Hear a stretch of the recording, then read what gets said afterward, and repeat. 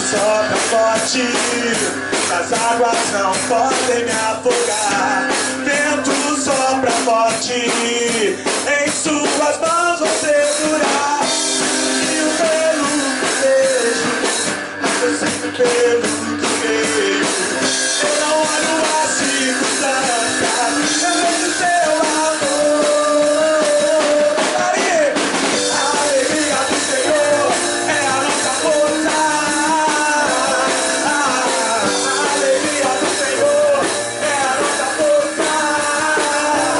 A alegria do Senhor é a nossa força. A alegria do Senhor é a nossa força.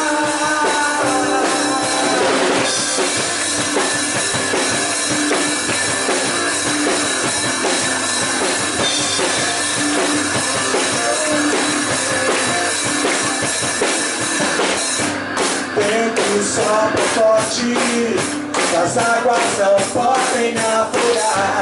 Vento sopra forte, em sua mão vou segurar. Eu fico pelo que vejo, eu fico pelo que vejo. Eu não olho as circunstâncias, eu vejo seu amor. A alegria do Senhor é a nossa força. A alegria do Senhor é a nossa força. A alegria do Senhor é a nossa força. A alegria do Senhor é a nossa força. Essa alegria não vai mais sair. Essa alegria não vai mais sair. Não sai. Essa alegria não vai mais sair. De dentro do meu coração, a alegria do Senhor é a nossa força. A alegria do Senhor é a nossa força. Detalhe, a alegria do Senhor é a nossa força. A alegria do Senhor é a nossa força. As palmas em cima. É a nossa força.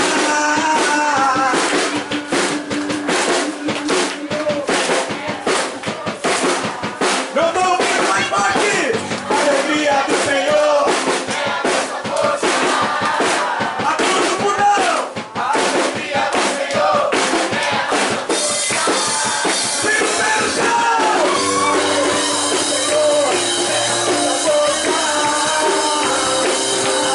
A alegria do Senhor é a nossa força. A alegria do Senhor é a nossa força. A alegria do Senhor é a nossa força. Aleluia! Glórias a ti, Senhor! Oh, Jesus bonito! O Senhor é bom e a sua misericórdia ela dura para sempre. E hoje eu sei que o Senhor está indo em direção ao nosso coração, cara. Eu tenho certeza disso. Porque você não veio aqui à toa, cara. Você não veio aqui porque você mais um acampamento legal, porque eu não vou ir pro carnaval, então eu vou ir pro acampamento. Não, cara, não foi isso. O Senhor ele tem um plano, um propósito em todas as coisas. Você não está aqui por acaso, cara. Você não está aqui porque foi um evento que ocorreu aleatoriamente na minha vida, mais uma vez.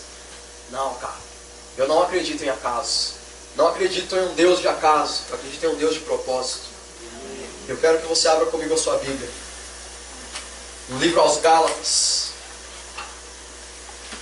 Carta do apóstolo Paulo aos Gálatas.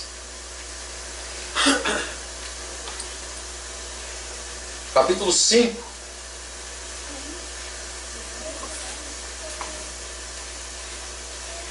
Gálatas capítulo 5.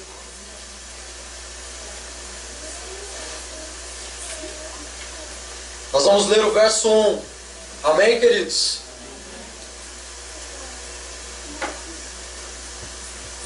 A Bíblia diz em Gálatas, no capítulo 5, versículo 1: Estai, pois, firmes na liberdade com que Cristo nos libertou, e não torneis a meter-vos debaixo do jugo da servidão. Pai, eu quero te louvar novamente por essa palavra, Senhor, e orar ao teu nome novamente, Senhor. Porque, Senhor, hoje o nosso coração precisa ser transformado, Senhor. Essa aqui é a tua palavra, Senhor, e ela é como uma semente boa, Senhor. Mas talvez hoje a condição do nosso coração aqui não seja de uma terra boa, Senhor. Uma terra, Senhor, que vai receber essa semente, receptível a essa semente. Deus, talvez os nossos corações aqui hoje, Senhor, sejam como aquele coração, aquela terra, Senhor, cheia de pedregulhos, cheia de espinhos, Senhor. Talvez à beira do caminho, papai. Mas, Senhor, hoje eu peço para que o Senhor transforme o nosso coração em uma boa terra, Senhor. Para que receba a tua palavra como uma boa semente, Senhor. Que essa semente, Senhor, germine, cresça e dê frutos, Senhor, muitos frutos para a glória do teu nome, Senhor. Frutos de arrependimento, frutos, Senhor, como boas obras, como obras de justiça diante do Senhor, como frutos de justiça diante do Senhor, Pai. Oh Deus, em nome de Jesus, alinha os nossos propósitos com o teu hoje, Senhor, nessa noite. Mostra-nos, Senhor, como que o Senhor está fazendo as coisas, como que o Senhor está fazendo tudo isso, Deus. E nós vamos participar do seu agir, Senhor, em nós. Em nós vamos trabalhar junto contigo, papai. Participar disso, Senhor, em nome de Jesus. Junto contigo, papai. Em nome de Jesus. Amém.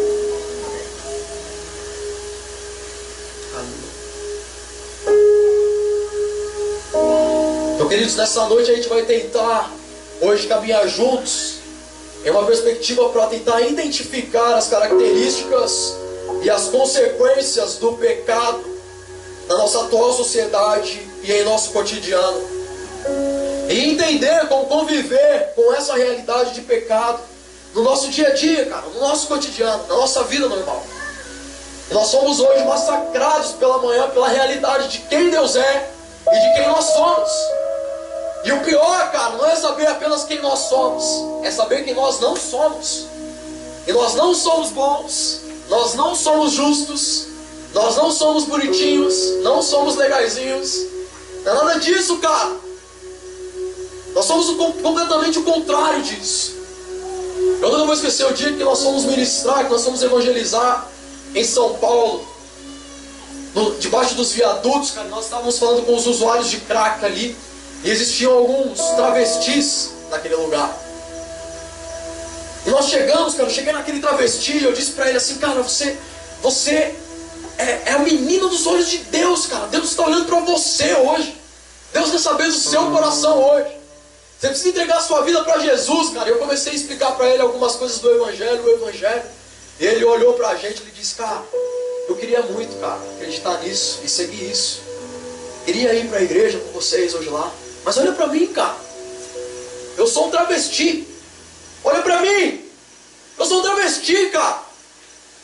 Aí eu olhei pra ele assim, junto com os caras, e falei, meu, mas eu também sou um travesti. Aí ele olhou pra mim assim. É? Eu falei, sou. Todo mundo aqui, ó, que veio com a gente aqui evangelizar, todo mundo aqui é travesti. Porque, irmãos, travesti é aquele que se traveste de algo que ele não é. E tudo que nós fazemos, cara, quando nós vamos lá, domingo à noite, culto de ceia, a gente passa aquele belo rímel de homem de Deus, aquele batom de varoa ungida do Senhor, coloca aquela mini saia de arrependimento, e a gente começa a se vestir de algo que a gente não é, de algo que nunca existiu dentro de nós, e a gente começa a mostrar algo para as pessoas, e pior, para nós mesmos, que nós não somos. Que nós não somos. A palavra diz, cara, para a gente não voltar a se submeter debaixo de um jugo de escravidão. O contexto dessa passagem, Paulo está dizendo a respeito da circuncisão e da incircuncisão. E no versículo 6 ele diz algo assim, porque em Jesus Cristo nem a circuncisão e nem a incircuncisão tem virtude alguma. mas sim a fé que opera por amor. A fé que opera por amor a Deus. A fé que opera, essa fé que Deus te dá, cara, ela tem uma forma, ela tem um meio de operação. E a fé só pode ser operada através do amor. E o amor a quem, cara? Não o amor aos outros ídolos, não o amor à nossa reputação, não o amor à nossa imagem, mas amor a Deus. E a palavra é clara, cara, em dizer que nos últimos dias nós seríamos mais amantes dos prazeres do que amigos de Deus. Então não tem como a gente servir a dois senhores, cara. Hoje você vai servir a sua reputação, a sua imagem. Você vai manter o seu travesti, o seu rímel, o seu batom, vai mostrar algo que você não é. Ou você vai demonstrar a sua fé, amando o Senhor com todo o seu coração, cara. Sabe o que eu estou tentando dizer, queridos? Que o maior dos mandamentos é amar a Deus acima de todas as coisas e ao próximo como a ti mesmo. E quando você não ama esse Deus com todo o seu coração, cara, com toda a sua alma, com toda a sua inteligência, com todos os seus dons, quando você não ama Deus assim, cara, eu só posso dizer que a sua fé, ela é uma fé, cara, que não está operando. Em outras palavras, a sua fé é uma fé morta. Se você não está amando a Deus, cara, a sua fé é uma fé que está posta em outras coisas. Talvez na sua imagem, talvez na sua reputação. Porque amar a Deus, cara, diz respeito a você odiar a si mesmo, a odiar o mundo. A Bíblia diz em Tiago, cara, que aqueles que se fazem amigos do mundo, escute isso, cara, em o nome poderoso de Jesus. Se você é amigo do mundo, então você é um inimigo de Deus. Não tem como, cara. Ou você está amando a Deus, ou você está amando o mundo. Ou você está, cara, com a sua fé operando em amor a Deus, e por amar a Deus, amar o próximo. Ou você está morto, cara. Ou você está debaixo de um jugo de escravidão, de servidão, debaixo da servidão do pecado. Quando Deus criou o homem ele foi criado perfeito. No sexto dia, cara, antes do Senhor descansar, Ele cria o homem. Alguns teólogos concordam com isso, eu não concordo, mas vamos lá. Que o correspondente em hebraico para a palavra homem é Ishi. E o correspondente em hebraico para a palavra mulher é Ishá. E Deus criou o homem, fez o homem então cair em um profundo sono, da carne da sua costela. Então, da sua costela o Senhor cria a mulher. E aí a mulher olha para Adão, olha para Eva, para a mulher e diz: Ishá, mulher. Aí a Eva, quando olha para o homem, diz: Ixi. Só Deus. Alguns dizem isso, mas eu não concordo com isso. Enfim, cara, o que eu estou tentando dizer é que o homem ele foi criado à imagem e semelhança de Deus. E essa, cara, era a principal característica do homem, era que ele podia ter um relacionamento com Deus. O homem e Deus, eles eram apaixonadíssimos um pelo outro, cara. A Bíblia diz que todos os dias, no pôr do sol, Deus ia até o jardim, a presença de Deus ia lá no jardim para ficar com o homem. Eles tinham um relacionamento íntimo, cara, como aquele casal de namorados, sabe? Com 1 mês, 2 meses de namoro. E aí um liga pro outro assim: amor, agora eu preciso desligar. Tá, então desliga você. Ah, não, desliga você, amor. Não, só vou desligar, depois você desliga. E ninguém desliga o negócio. Era mais ou menos assim, o homem e Deus, apaixonados um pelo outro, cara. Mas um dia o homem pecou, e nesse dia o homem se tornou escravo do pecado. E a palavra diz em João 8, eu quero que você acompanhe comigo. Jesus está ensinando algo a respeito do pecado. Ele diz em João capítulo 8,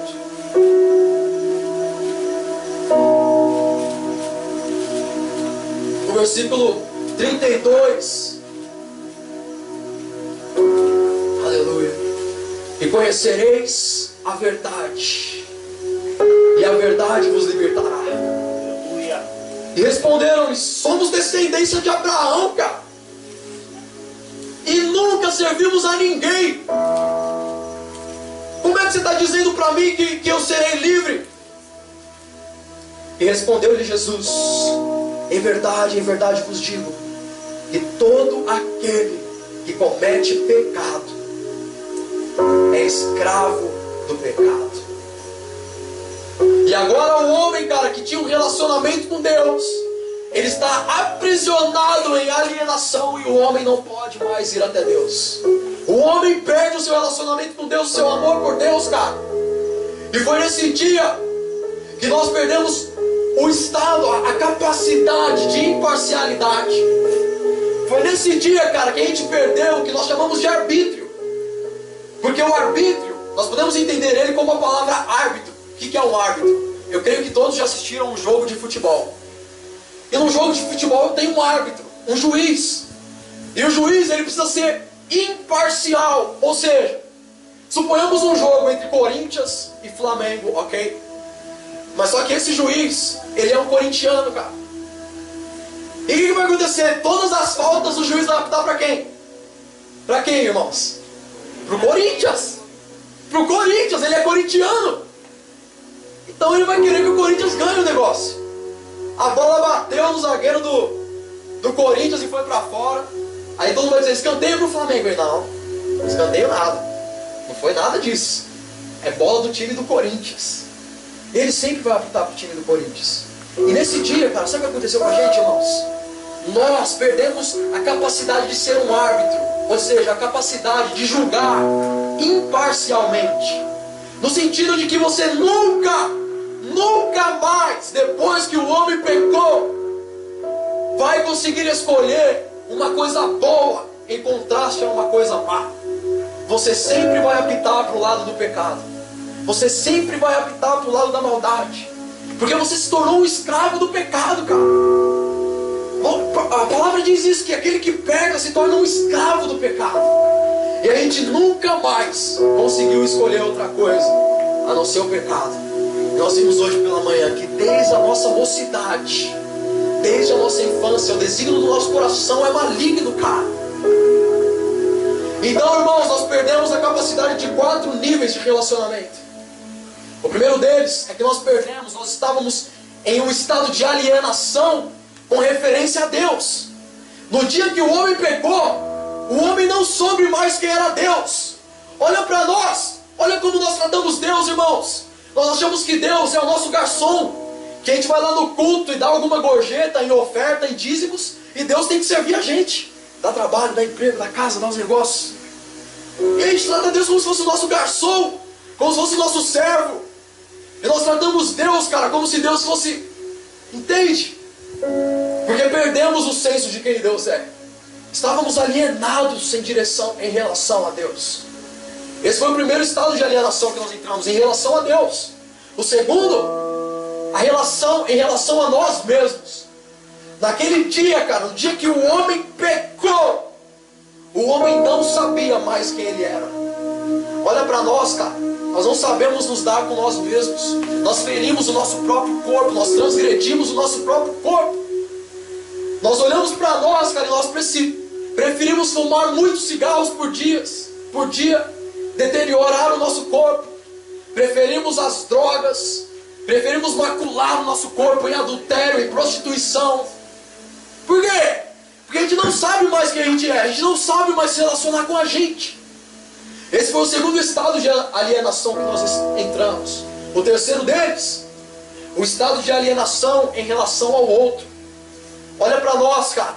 Uma vez que nós não sabemos mais quem Deus é, não sabemos mais quem nós somos, a nossa identidade, o nosso destino, como que nós vamos saber nos relacionar com o outro? Como? E aí, o que acontece? Acontece que nós pegamos os judeus e os negros e prendemos nos campos de concentração em Auschwitz, cara. Acontece que nós pegamos algumas pessoas na Arábia Saudita, na Coreia do Norte, e as degolamos porque elas falam que existe um Cristo, um rei. E aí o que acontece? Nós aborrecemos o nosso irmão. Quando nós damos a paz do Senhor para ele, viramos as costas e maldizemos o nosso irmão. Porque não sabemos mais nos relacionar com o outro.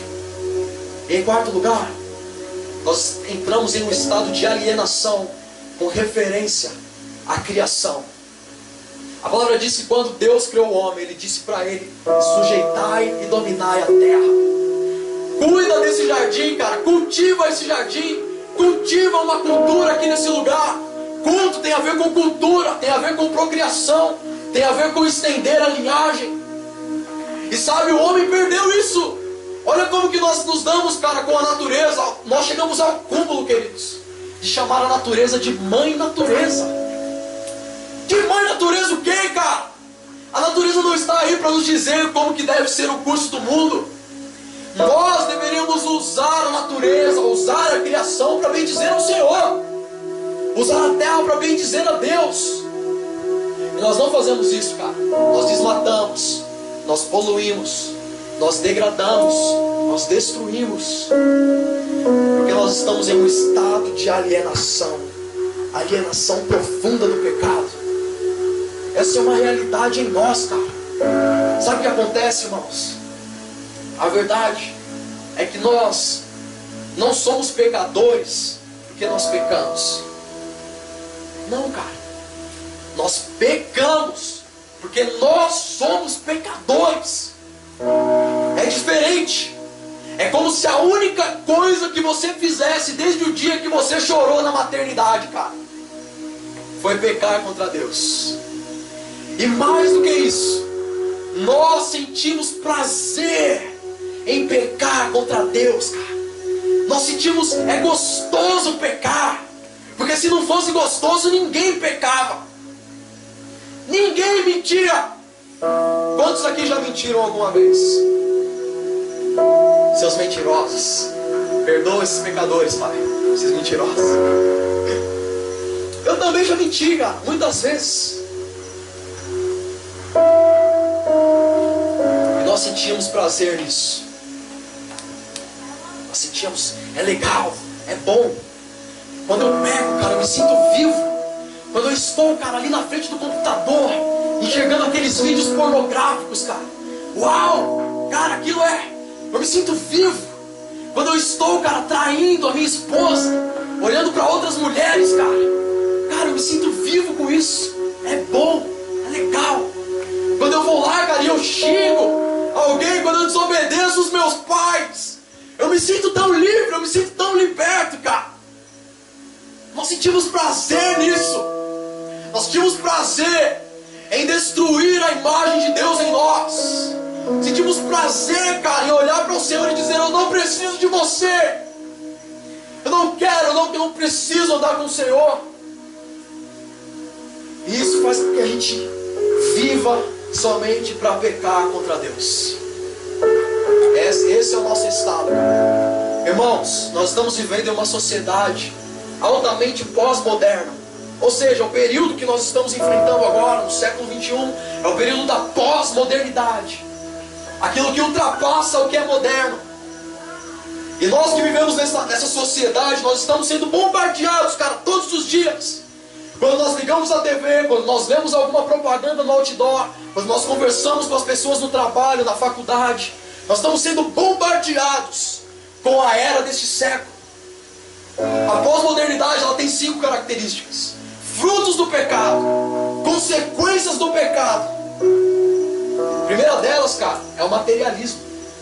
Ou seja, você é aquilo que você tem. As pessoas te respeitam não por aquilo que você é de fato, por aquilo que você tem. Quando você chega na igreja, a primeira coisa que olham já: qual que é o carro que você chegou, qual que é o tênis que você está usando, o sapato que você está usando. Já olham para o seu celular para ver se é o da última geração. E nós nos esforçamos tanto, cara, para trabalhar, para estudar. Jovem, em o nome de Jesus, faz uma pergunta para você agora, cara. Por que você está estudando e por que você está trabalhando? Se é para você ser alguém legal na vida e possuir as heranças desse mundo, cara, talvez eu preciso te dizer isso, talvez você nunca vai ter a herança celestial. Porque você está afundado no materialismo, cara. Gastando seu dinheiro, torrando tudo que você tem, todos os seus esforços para ter as coisas, para ter os bens materiais, para juntar tesouros nessa terra. Enquanto o Senhor está dizendo para nós, cara, isso que você está juntando, o ladrão pode roubar. a ferrugem pode corroer. Juntem para vocês tesouros espirituais, riquezas celestiais que o homem não pode roubar, cara. Mas não é isso que nós vemos. Nós tentamos mostrar para as pessoas quem nós somos através daquilo que nós temos. Estamos escravizados nisso, cara. A pós-modernidade, irmãos, é como um navio negreiro que aderiu a uma nova estética. O que é um navio negreiro? O navio negreiro são aqueles navios que levavam os escravos do continente africano para a América. Era um navio com um monte de escravos, cara. E a pós-modernidade é isso. Eu olho para nós, cara, nós somos como um navio negreiro que aderiu a uma nova estética, um novo estilo. E ficamos presos nisso. Em possuir, em ter, em mostrar quem nós somos através daquilo que nós temos. Materialismo. Acontece que a palavra diz para nós, irmãos, que nós não podemos servir a dois senhores, cara. Ou você serve a Deus, ou você serve a Mamon, o Deus da riqueza. Não dá, cara. Não tem como.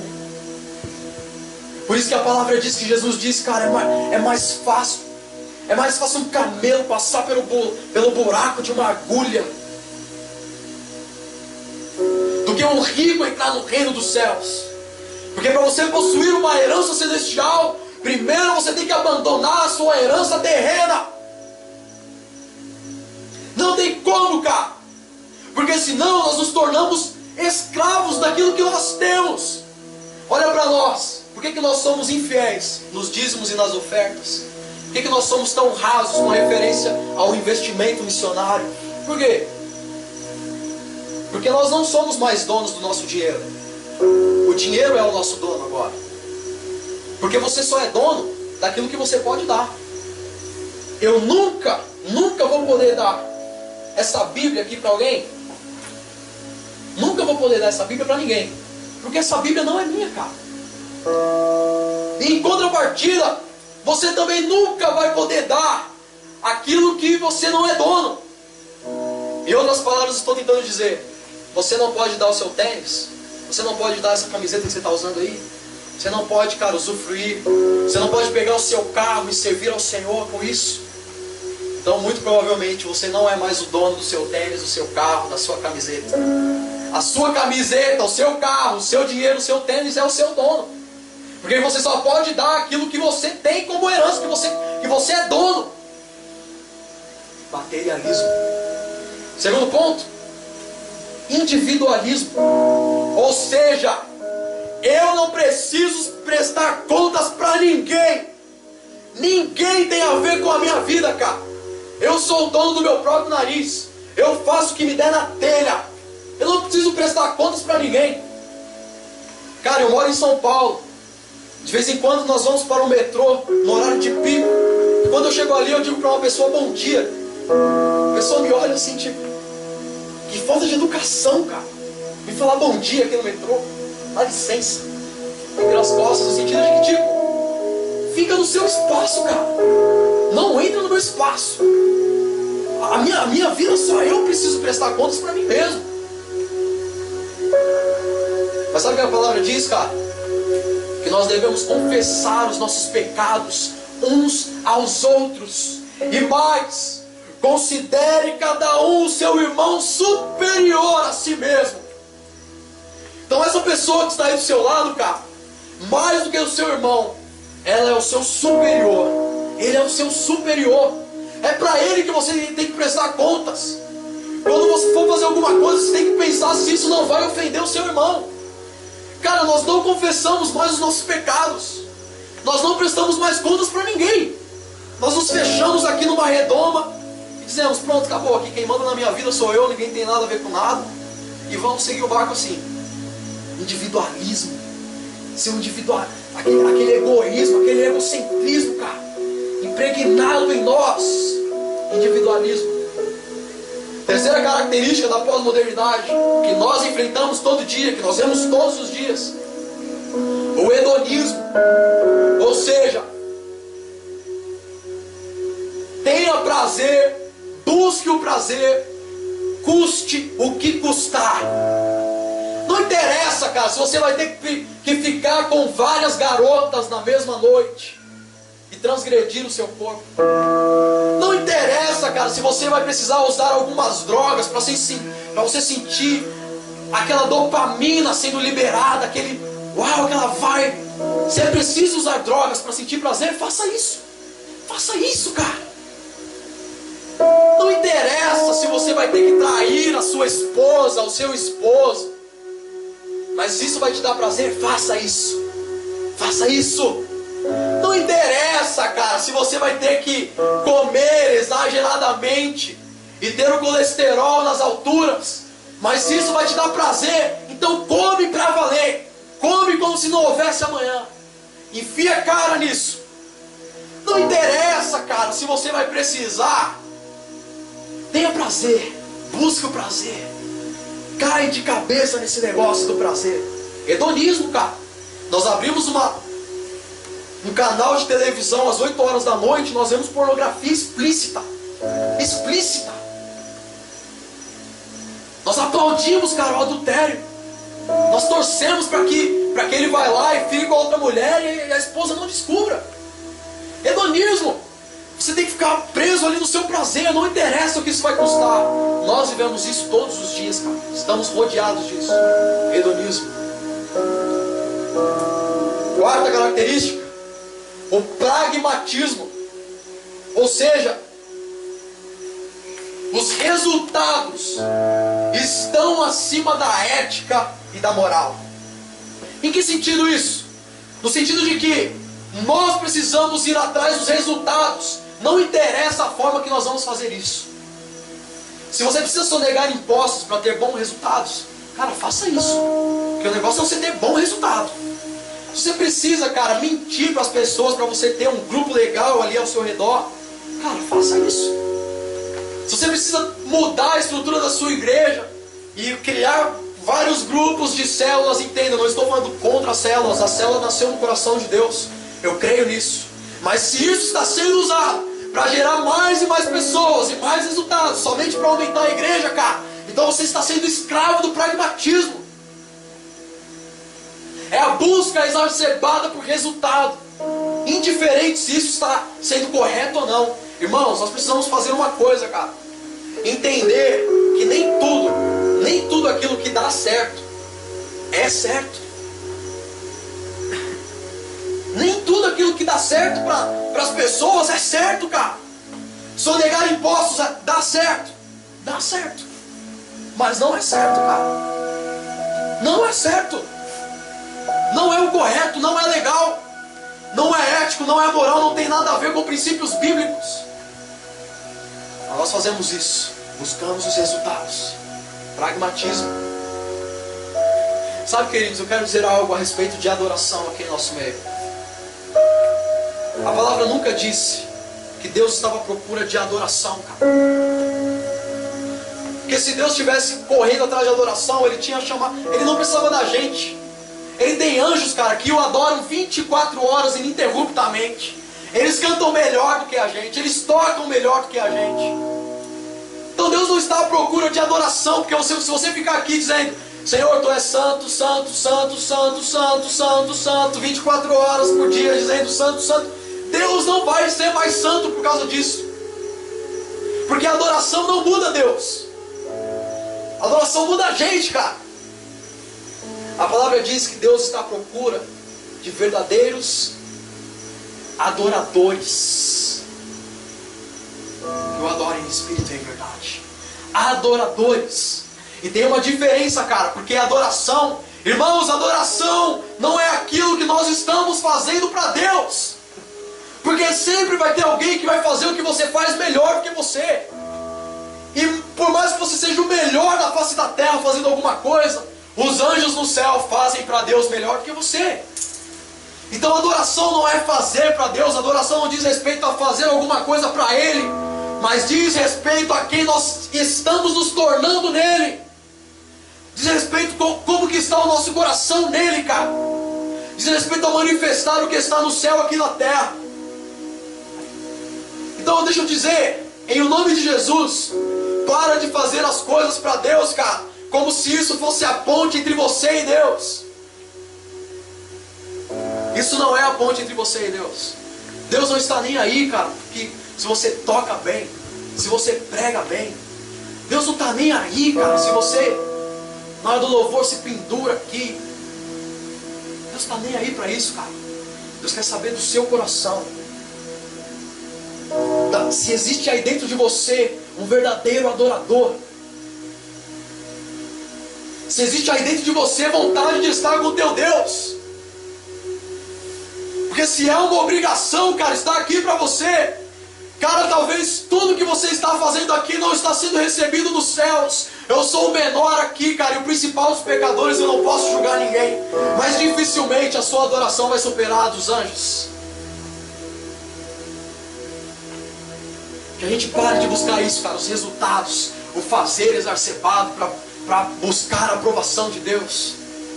Esse é o quarto ponto. E o quinto ponto está sendo bombardeado em nós todos os dias, toda hora. É o relativismo. Ou seja, não existe verdade absoluta. Talvez aquilo que é verdade para mim não é verdade para você, cara. Não existe verdade absoluta. Deus não é a verdade absoluta. A palavra não é a verdade absoluta. Existem outras verdades. Existem outras coisas, cara. Buda também pode ser a verdade. O que me garante que você está aqui? O que me garante que tudo isso aqui é real? Esse mundo tem nos dito isso, cara.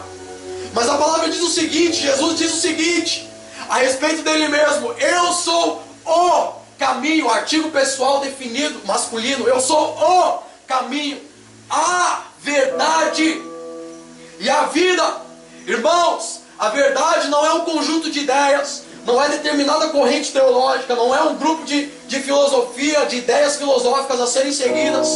A verdade é uma pessoa, cara, chamada Jesus Cristo de Nazaré. A gente não precisa ficar correndo atrás das outras coisas, cara. Isso diz respeito ao bom combate da fé que nós precisamos militar todos os dias, cara.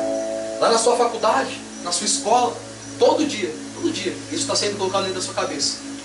Materialismo, individualismo, hedonismo, pragmatismo, relativismo, todos os dias. Porque nós estamos em um estado de alienação com referência ao pecado. Sabemos mais quem nós somos, cara. Vivemos debaixo dessa cultura demoníaca, essa cultura pecaminosa. E a palavra diz em 2 Pedro, no capítulo 2,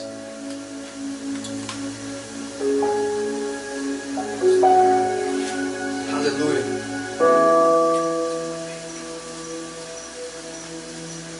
Olha o que o apóstolo Paulo diz para nós, na sua segunda epístola. O apóstolo Pedro diz, no capítulo 2, no verso 19, que ele está falando a respeito dos falsos mestres. Ele diz: prometendo-lhes liberdade. Quem? Esses falsos mestres. Prometendo-lhes liberdade, sendo eles mesmos servos da corrupção. Porque de quem alguém é vencido, do tal faz-se também escravo ou servo. Então, irmãos, todos nós, seres humanos, ninguém é livre, cara. Nossa, mas a gente acabou de cantar aqui: eu sou livre. Amanhã nós vamos chegar lá. Mas nesse estado de pecado, de alienação, ninguém é livre. Você só escolhe a quem servir. É isso, cara. No sentido de que, se você peca, você se faz vencido pelo pecado. Então você é servo do pecado, cara. Você continua em uma prática pecaminosa. Você continua, cara, mentindo. Você continua se prostituindo. Você continua, cara, desobedecendo seus pais. Então você é um escravo do pecado. O pecado te venceu. Ninguém aqui é livre para nada. Nós somos escravos do pecado se nós pecamos. Porque daquele de quem nós somos vencidos, nós nos tornamos escravos. É por isso, cara, que o contrário também é válido, irmãos. O segredo não está em vencer o pecado, mas ser vencido por Cristo. Ser vencido por Ele, ser vencido. Isso diz respeito às principais afeições do nosso coração, cara. O que te fascina? O que faz os seus olhos brilharem, cara? Talvez o que faz os seus olhos brilhar é dinheiro. Talvez o que faz os seus olhos brilhar é a reputação da sua escola, cara. E querer ser o maioral, a mais bonitinha da escola. E talvez, cara, o que faz os seus olhos brilhar é ter uma carreira profissional de sucesso. E o que faz os seus olhos brilhar é ser aplaudido pelos homens enquanto você faz boas obras. Então significa que você é escravo dessas coisas, cara. Mas se o que faz os seus olhos brilhar é Cristo e a sua glória, e o seu sacrifício na cruz do Calvário, cara, se os seus olhos são fascinados pela pessoa de Jesus, então isso significa que talvez, cara, eu e você sejamos vencidos por Jesus e escravos de Jesus em amor. Quais são as afeições do seu coração, cara? Você quer mentir mais pra quem? Será que a gente vai continuar com o nosso batom, com o nosso rímel, com a nossa saia curta, com a nossa pessoa travestida? A palavra diz que existia um homem chamado Jacó que lutou contra Deus. Sabe o que aconteceu com ele, cara? Ele tomou um pau de Deus, tomou uma surra de Deus. E a palavra diz que ele lutou e ele prevaleceu no sentido de que a sua vida não foi tomada, mas ele foi ferido na sua coxa. E todo mundo sabia, cara, que ele tinha lutado com Deus. Por quê? Porque o seu nome foi mudado, a sua identidade foi mudada. Antes ele era Jacó e agora ele passa a ser Israel. E eu fico imaginando, cara, ele brigando com Deus a noite inteira, mas ao amanhecer, cara, depois de ser abençoado, ele voltando, mancando, cara. Tomou uma surra de Deus, todo inchado, mancando, cara. E as pessoas perguntando: por que aquele cara anda diferente? Por que aquele cara anda assim? Aquele cara, ele carrega uma marca, olha a forma dele de andar. É diferente, cara, a forma dele de andar é diferente. A forma dele pronunciar as palavras é diferente, cara. A forma dele olhar as pessoas é diferente. A forma dele se relacionar com o mundo é diferente. Por que ele anda assim? E as pessoas sabiam, cara, ele anda assim porque ele perdeu para Deus. Ele foi vencido por Deus. Ele se entregou para Deus de verdade, para valer. E nós estamos tentando lutar com todas as nossas forças contra o pecado, quando na verdade o segredo não está em vencer o pecado, mas ser vencido por Deus, ser vencido por Cristo, ser vencido nas afeições do seu coração, cara. E no nome de Jesus, vai em contra o teu Deus, cara, e deixa Ele mostrar quem você é e quem você não é. Não fica preso, cara, nessa cultura de pós-modernidade, em nome de Jesus. Está na hora da gente ser vencido por Cristo.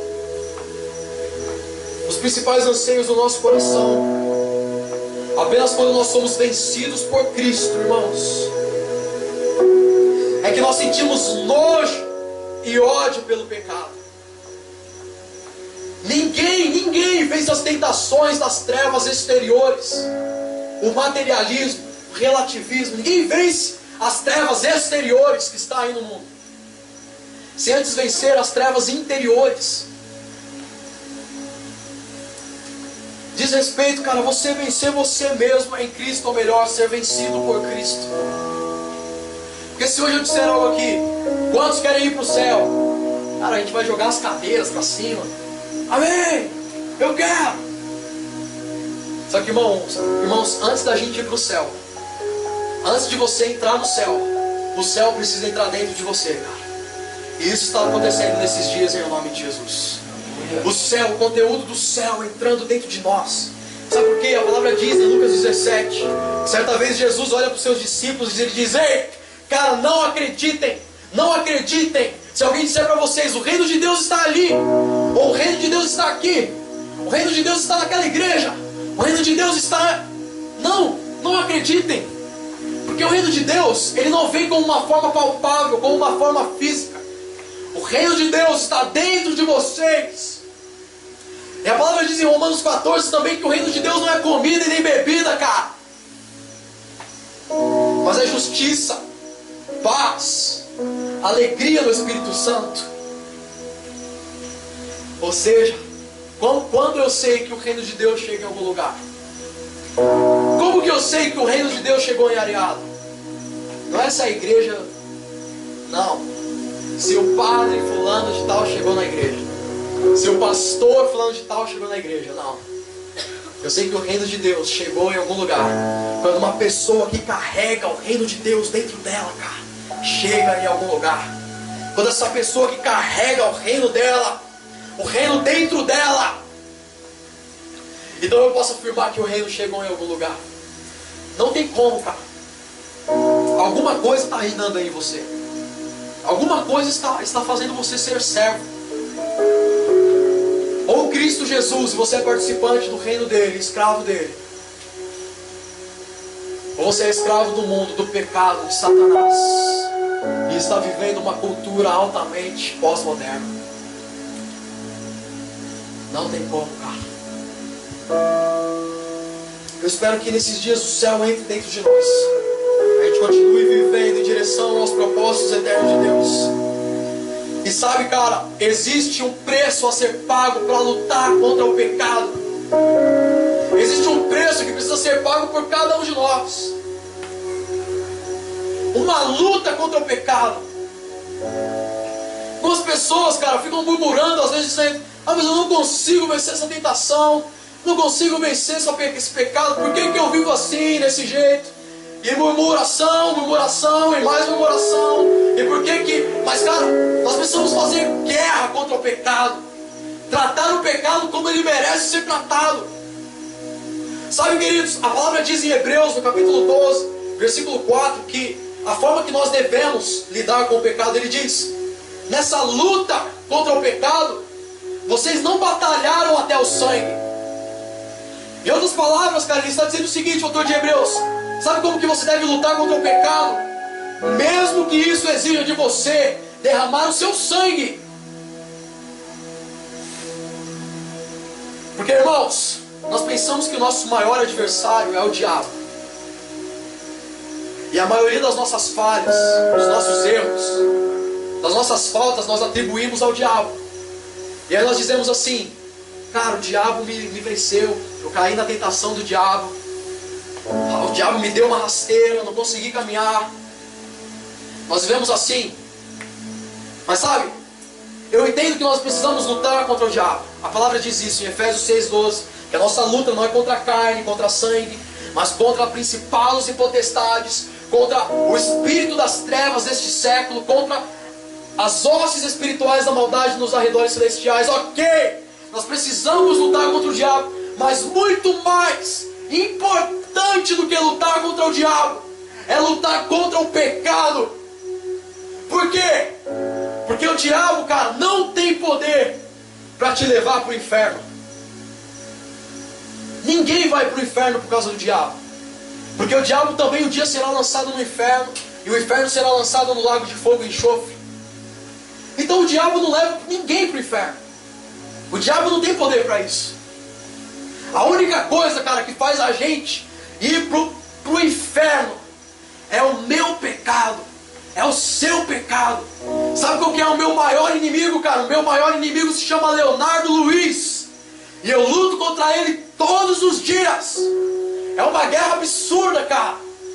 E eu estou nessa guerra, cara, lutando, mesmo que isso exija o meu sangue, tá ligado? Eu não sei se você entende isso, cara, se você entende sobre guerra. Mas um soldado, quando ele está numa guerra, cara, ele fica com tanta percepção, com tanto medo, os seus sentidos estão tão aguçados, ele consegue ouvir, cara, o estralar de um galho ali, ele consegue ouvir um tiro lá, ele consegue sentir os cheiros das coisas, ele consegue enxergar no escuro, porque ele está em alerta, cara, ele está em alerta, ele está numa guerra, ele está andando, cara, e ele não dorme. Ele fica às vezes 24 horas, 48 horas sem dormir, estralado assim, ó, porque ele está em uma guerra, cara. E como que você quer lutar contra o pecado, cara? Tratar o pecado como se ele fosse um animalzinho de estimação. O seu pecado não te enxerga, cara, como você enxerga ele. A gente enxerga o pecado como esse animalzinho inofensivo, que não vai fazer nada pra gente. O seu pecado pode te levar para o inferno, cara. nós pecadores serão esmagados pela ira de Deus. A Bíblia diz de um personagem chamado Finéias, em Números, no capítulo 25. Eu quero ler essa passagem porque diz respeito a como que nós devemos tratar com o pecado também.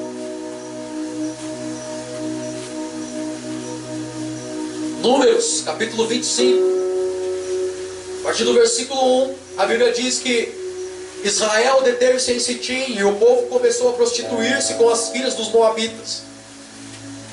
Essas convidaram o povo aos sacrifícios dos seus deuses, e o povo comeu e inclinou-se aos seus deuses. Juntando-se, pois, Israel a Baal-peor, a ira do Senhor se acendeu contra Israel. E disse o Senhor a Moisés: toma todos os cabeças do povo e enforca-os ao Senhor diante do sol, e o ardor da ira do Senhor se retirará de Israel. Então Moisés disse aos juízes de Israel: cada um mate os seus homens que se juntaram a Baal-peor. E eis que veio um homem dos filhos de Israel e trouxe a seus irmãos uma midianita perante os olhos de Moisés e de toda a congregação dos filhos de Israel, chorando eles diante da tenda da congregação. E vendo isso, Finéias, filho de Eleazar, filho de Arão, o sacerdote, se levantou no meio da congregação e tomou uma lança em sua mão e foi após o varão israelita até a tenda e os atravessou a ambos, ao varão israelita e à mulher, pela sua barriga. Então a praga cessou de sobre os filhos de Israel. Acontece que os filhos de Israel, cara, eles estavam se prostituindo com as moabitas e com as midianitas, e elas tinham um culto que era como se fosse uma prostituição cultual. E eles se prostituíam, cara, prestando culto aos seus deuses. E aí a ira do Senhor se acende naquele lugar. Moisés diz: cara, a gente precisa chorar, se arrepender, matar esses pecadores para que a ira do Senhor não venha até nós. E aí todo o povo está chorando, se arrependendo dos seus pecados. Aí sabe o que um cara faz? Ele vem com uma mulher midianita, todo mundo chorando aqui, ó, diante da tenda do Senhor, se arrependendo dos pecados, todo mundo chorando. Aí ele vem com uma mulher, entra com essa mulher aqui, ó, de braços dados, dentro da tenda da congregação, que era o lugar onde a glória do Senhor se revelava, diante da tenda da congregação, cara. E sabe o que ele faz? Ele começa a se prostituir com aquela mulher ali na frente de todos os filhos de Israel. Eles começaram a ter uma relação ali, enquanto o povo todo estava chorando, cara, por causa disso. Eles estão lá, zombando da cara do Senhor. Sabe o que a palavra diz? Que Finéias, cara, nós estávamos no Nepal, o tio Silvio estava dizendo a respeito disso, e ele falando, eu gravei isso no meu coração, que a palavra Finéias, o nome Finéias em nepalês é Pinahas. Pinahas. E você precisa ser um Pinahas, cara, porque ele pegou uma lança. Ele não ficou discutindo, cara, ele não ficou de braços cruzados, ele não foi pedir uma outra opinião, ele não falou assim: será que alguém não vai fazer nada aqui? Cara, ele pegou uma lança e ele foi até aquele homem, aquela mulher, e cravou uma lança naquela mulher, naquele cara, pela barriga. E tenha certeza, cara, que a dor que eles sentiram foi mais aguda do que esse negócio que a gente ouviu. Atravessou eles, cara, matou eles com uma lança. E como que a gente faz para lidar com o pecado, cara? A maioria das vezes a gente chega lá no pecado. Ô irmãozão, você pode, por gentileza, se você quiser, se não for te atrapalhar, sair daqui com essa mulher, que nós estamos se arrependendo dos nossos pecados. Meu pecado, por gentileza, será que você pode me deixar em paz, por favor? Será que você pode... Masturbação, por gentileza, será que você pode me deixar em paz assim, só alguns meses? Pornografia, por favor, vamos aqui fazer um acordo de paz. Paz do caramba, velho!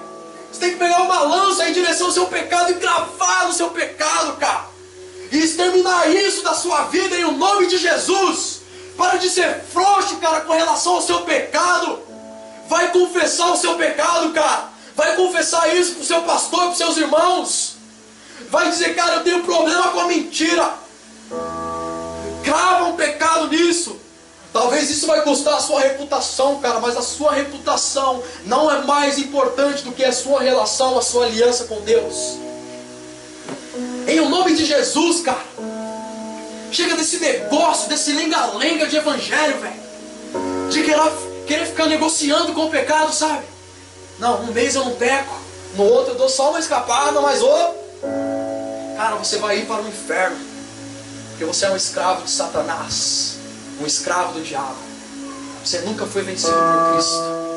Eu não estou dizendo, querido, que a gente não vai pecar, porque a palavra diz que aquele não peca, ele já se torna mentiroso. Aquele que diz que não comete pecado se torna mentiroso. Com certeza nós iremos pecar, nós iremos tropeçar, mas isso, cara, deve vir imediatamente seguido, cara, de um nojo, de uma indignação e de um profundo arrependimento, dizendo, Deus, essa é a minha condição, mas eu não aceito viver assim. Deus, eu quero cravar uma lança no meu pecado, cara. Chega dessa negociação com o pecado. Chega desse negócio. Vamos parar com isso, cara.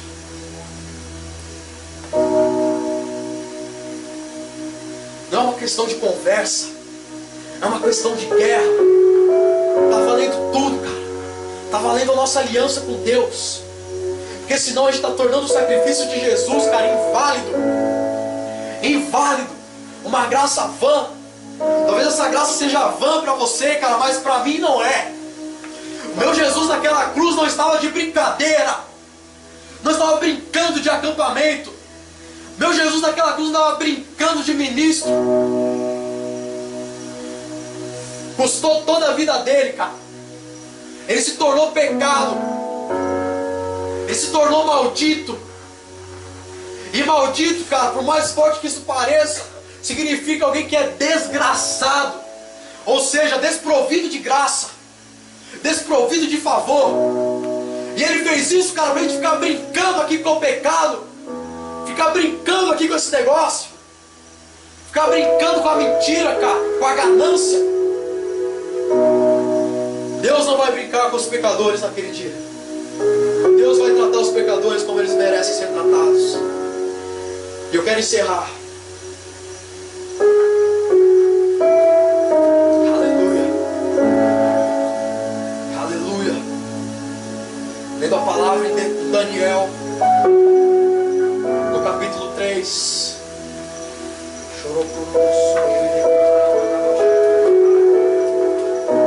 No capítulo 3, e o verso 14 nos diz que existia um rei chamado Nabucodonosor, cara. Versículo 14 diz: falou Nabucodonosor e lhes disse: é de propósito, ó Sadraque, Mesaque e Abednego, que vós não servis a meus deuses, nem adorais a estátua de ouro que levantei? É verdade isso? Então vou dizer uma coisa para vocês, Sadraque, Mesaque e Abednego. Se vocês já estão prontos, quando vocês ouvirem o som da buzina, do pífaro, da cita, da harpa, da guitarra, da bateria, do sax, da flauta, sabe o que vocês vão fazer? Vocês vão se prostrar e adorar a estátua que eu fiz. E bom é que vocês façam isso, porque se vocês não adorarem, sereis lançados na mesma hora dentro do forno de fogo ardente. E quem é o Deus que vos poderá livrar das minhas mãos? Quem? Fala para mim quem? E respondeu Sadraque, Mesaque e Abednego e disseram ao rei Nabucodonosor. Escuta isso aqui, cara. Apontando o dedo para a cara dele, dizendo: cara, segura essa aqui, deixa eu te dizer uma coisa. Ó rei deste século, deixa eu te dizer uma coisa, pós-modernidade. Deixa eu te dizer uma coisa, pós-modernidade, materialismo, individualismo. Deixa eu te dizer uma coisa, cara. Você não precisa fazer essa pergunta para mim. Por que você está gastando saliva? Por que você está fazendo essa pergunta para mim? Dizendo para mim se prostrar. E se eu não me prostrar, você vai me jogar numa fogueira 7 vezes mais aquecida. Você está gastando saliva, cara. Por que você está perguntando essa coisa para mim? Deixa eu te dizer. Eu não vou me prostrar, cara. E se você quiser me lançar na fornalha, se isso vai custar a minha reputação, se isso vai custar a minha imagem, se isso vai custar alguns amigos, se isso vai custar a minha família, o amor do meu pai, da minha mãe, cara, eu não estou nem aí para isso, pode me lançar. Porque se o meu Deus quiser livrar, Ele é Deus para livrar. E se Ele não livrar, Ele continua Deus.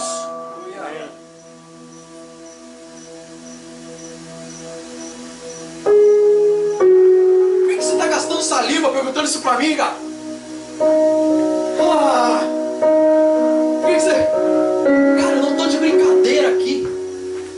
Não vim aqui para ficar brincando, negociando com você, pecado. Não vim aqui para ficar negociando com você, cara. Eu sei o time que eu tô. Eu sei o que o meu Senhor fez por mim, cara. O meu pai não fez isso por mim. A minha mãe nunca fez isso por mim. O meu melhor amigo não fez isso por mim. Pode me lançar na fornalha, cara. Eu quero é ir logo. Já posso ir, já posso mergulhar nesse negócio. Já posso cair para dentro da renúncia. Já posso cair para dentro para a confissão dos pecados. Eu vou fazer isso, cara. E sabe o que aconteceu, cara? No meio da fornalha. Porque, irmãos, Deus não livrou eles da fornalha. Eles foram para a fornalha, cara. Caíram lá dentro. Caíram lá. Assim como Daniel caiu na cova dos leões. Assim como o salmista, no Salmo 23, passou pelo vale da sombra da morte. Assim como Jó teve lepra e perdeu os seus 10 filhos. Foi jogado lá. Deus não livrou da tentação não, cara. Deus não livrou dele perder a reputação, de perder, cara, a autoestima, de perder o seu cargo eclesiástico. Mas o cargo eclesiástico, a reputação e todas essas coisas não são mais importantes do que a aliança que nós temos com Deus. Não é, não é. Definitivamente não é. E eu fico pensando, cara. Imagina se um deles ali treme na base. Tá lá, Sadraque, Mesaque e Abednego. Imagina se um fala assim, rei, a gente não vai se prostrar não. Aí o outro, calma, velho, espera aí. É uma fornalha. Aí o outro, não, gente, vamos conversar direito aqui. Não tem negociação. Não tem conversa. Não tem achar qual que é o melhor caminho. Não tem, cara. Não tem. Não necessitamos de te responder sobre este negócio. Eis que o nosso Deus, a quem nós servimos, é que nos pode livrar. Ele nos livrará do forno de fogo ardente da tua mão, ó rei. E se não livrar, fica sabendo, ó rei, que não serviremos a teus deuses, nem adoraremos a estátua de ouro que você levantou. Não, eu não vou me tornar escravo do pecado. Ouvindo isso aqui, eu não vou. Eu sei o lado que eu defendo, cara. O que é a imagem? O que é a reputação? O que são os tesouros dessa vida, cara? Perto da eternidade. De olhar nos olhos do meu Senhor, cara, e sentir Ele batendo no meu peito e dizendo, servo bom e fiel, entra pro regalo do seu Senhor. Vem, cara, vem pra cá, porque aqui só fica quem é guerreiro, cara. Que enfia uma lança no pecado, que extermina o pecado.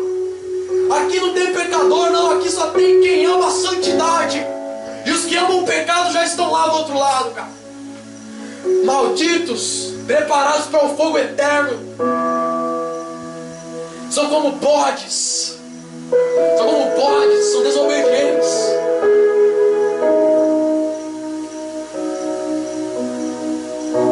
Nós temos um rei chamado Nabucodonosor, travestido de outro nome. Pós-modernidade, pecado, materialismo, individualismo, hedonismo. Sai ficando com todo mundo aí, cara. E esse rei está pedindo para você se dobrar todos os dias. Mas sabe, cara, vou me dobrar não. Eu não vou, cara. Talvez eu tropece, cara, mas eu sei o lado que eu defendo, cara. Na hora eu vou ir em direção ao meu Senhor. Confessar os meus pecados. Achar graça nele. Me levantar outra vez, cara, e lutar. Mesmo que isso exija o meu sangue. Mesmo que isso exija a minha reputação. Talvez vai custar alguns amigos, cara. Ah, cara, talvez vai custar alguns amigos. Alguns sonhos.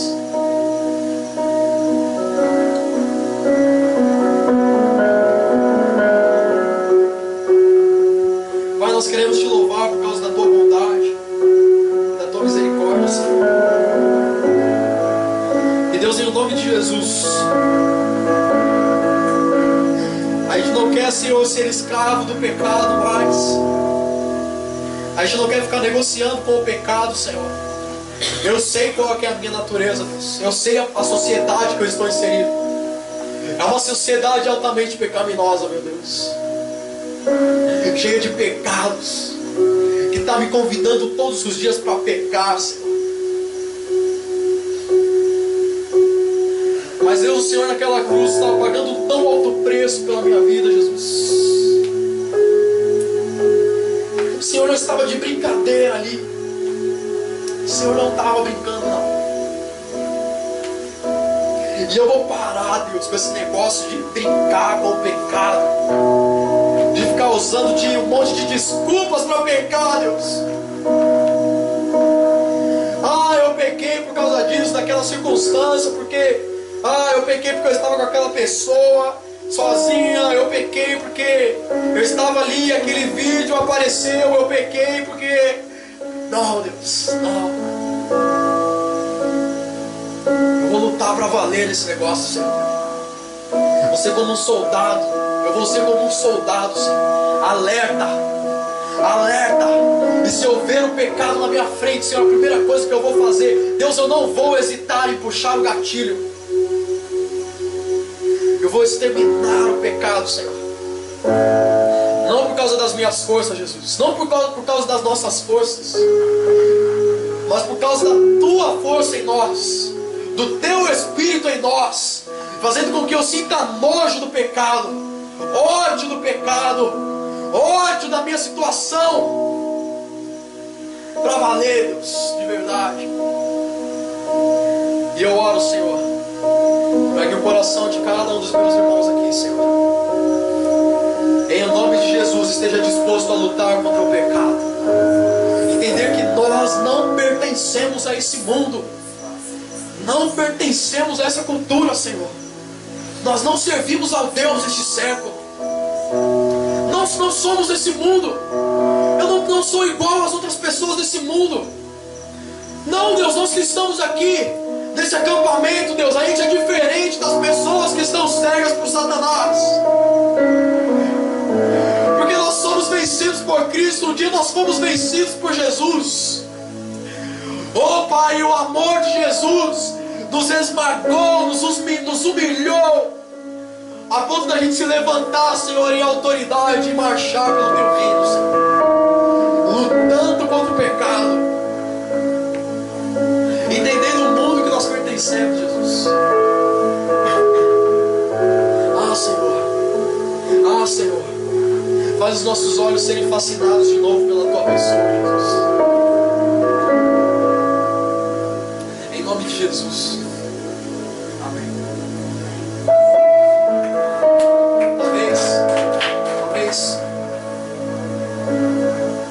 Talvez existam algumas pessoas no nosso meio. Cara, faz tanto tempo que você não chora diante da presença de Deus. Você mudou com Deus, cara. Faz muito tempo, cara, que você não diz algo pra alguém assim: meu, eu não vou poder ir lá, não vou poder ir no cinema, não vou poder ir naquele jogo, porque eu tenho um horário marcado com meu Deus no meu quarto de oração. Faz muito tempo, cara, que você não se arrepende dos seus pecados diante de Deus. Quero dizer pra você, cara, que você é como Jonas. Você está tentando fugir daquilo que o Senhor tem pra você, do arrependimento. Existem alguns aqui em nosso meio que são Jonas. Você está tentando fugir para Tarsis, cara. Você está tentando se esconder nesse acampamento aqui. Você está tentando, cara, de alguma forma se esquivar das ministrações. De alguma forma se esquivar, cara, do arrependimento que Deus tem para você, preparado para você. Mas sabe, eu quero te dizer que eu sou para você hoje, cara, como um grande peixe. E Deus vai te encontrar no ventre de um grande peixe. Deus vai te encontrar, cara. Você não vai conseguir fugir de Deus, porque você mudou, mas Deus não muda.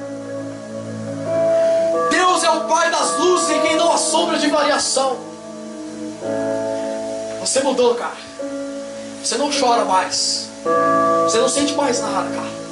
Mas Deus não mudou. Deus não mudou. O sentimento que houve em Cristo Jesus, cara, é o mesmo. O sentimento de Jesus naquela cruz por você, cara, continua o mesmo. Então, Jonas, em o nome poderoso de Jesus, vai ter um encontro com teu Deus e se arrepender dos seus pecados e confessar os seus pecados e se abrir para o agir de Deus aqui, cara. Se o Senhor está tentando fazer algo, você tem a certeza que Ele vai fazer. Ele não tenta, Ele faz. Ele faz. O Senhor está fazendo em nosso meio. Eu sei disso. Eu sei disso. Eu sei disso. Eu quero que você vá agora para as próximas atividades, cara. Mas você não deixa essa palavra fugir do seu coração, cara. Nós começamos lendo o texto de Gálatas 5. O apóstolo Paulo dizendo, cara, não volte a se submeter debaixo de um jugo de escravidão. Não volte, cara, a ser escravizado pelo pecado e por essa era e pelos seus prazeres, cara. Não volta a ser alienado. Não volta. Continua, cara. Não se dobra. A gente não vai se dobrar. A gente vai permanecer firme. Nossa palavra vai ser uma só. Porque nós amamos a Deus e odiamos o pecado com todo o nosso coração. O Senhor te abençoe.